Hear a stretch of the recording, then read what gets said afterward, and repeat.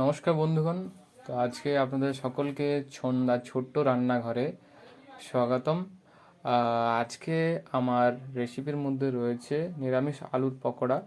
তো দেখতেই পাচ্ছেন সব আমি ইনগ্রেডিয়েন্টসগুলো নিয়ে নিয়েছি।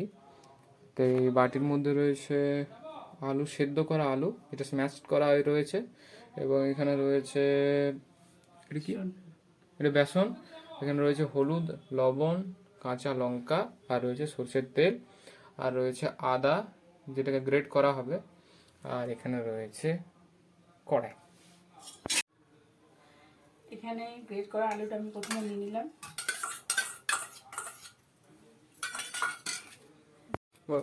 সিদ্ধ করা আলুটা আমি নিয়ে নিয়েছি প্রথমে। তারপরে এখানে এইরকম চামচের 4 চামচ বেসন, এটা মাপটা দেখার জন্য আমি চামচটা আপনাদেরকে দেখালাম, নিয়ে নিচ্ছি। এবার নিচ্ছি একটু কাঁচা লঙ্কা কুচনো আছে, তারপরে একটু সামান্য হলুদ নিচ্ছি, আর নিচ্ছি একটু নুন স্বাদ মতো। আপনারা আপনাদের স্বাদ মতো নিয়ে নেবেন নুনটা। আর নিচ্ছি একটু আদাটা আমি ঘষে নিচ্ছি।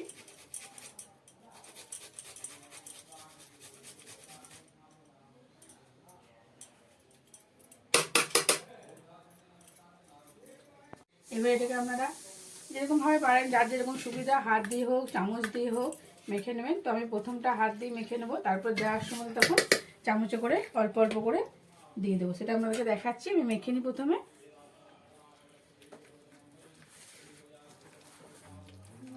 রাখবেন যেমন না খুব শক্ত হয় না খুব পাতলা হয়, দিতে আপনি যেমন সুবিধা হয় ফেলতে কড়াইয়ে সেরকম মতো করবেন।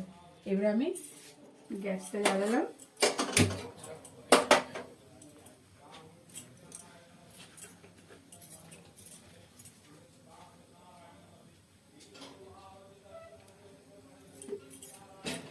আপনারা এরকম করে করে দেখবেন, করে খেয়ে দেখবেন, আমাকে কমেন্ট করবেন কেমন হয়েছে। নিরামিষ দিনে পকোড়াটা ভালোই লাগে, নিরামিষ দিনে বা হয়তো বৃষ্টির দিনে তেলটা আসুক।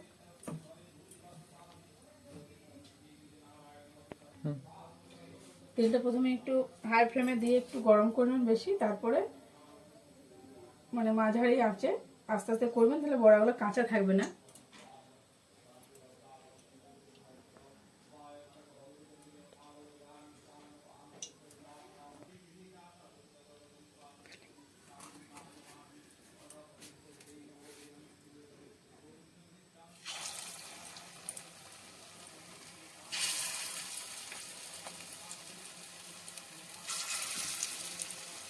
মাঝারি সাইজ করবেন।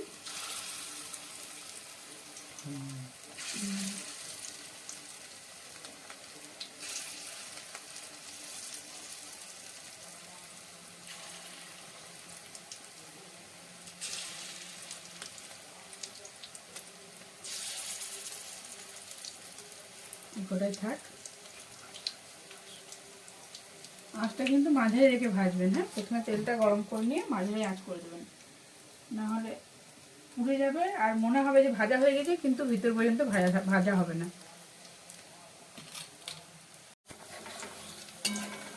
হয়ে গেছে একটু এর দিকটা, এবারে আমি উল্টে দিচ্ছি।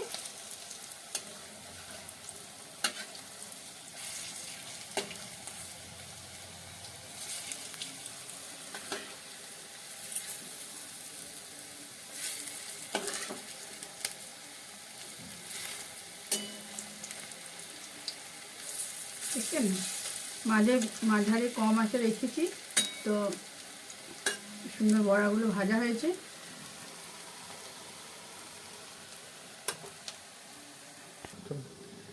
দেখি হয়েছে কিনা উল্টো পিঠটা। হ্যাঁ, দেখুন বন্ধুরা, খুব সুন্দর হয়ে গেছে।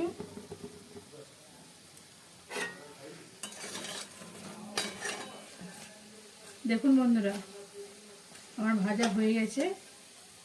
এবার আমি তুলে নিচ্ছি আস্তে আস্তে। তেলটা একটু ঝরে ঝরে তুলবেন।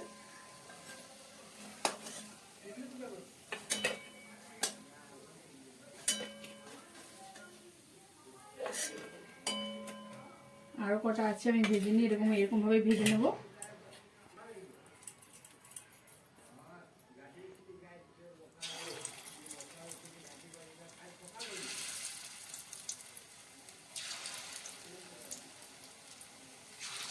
আমি সবগুলো ভেজে নিয়ে তারপর আপনাদেরকে দেখাচ্ছি।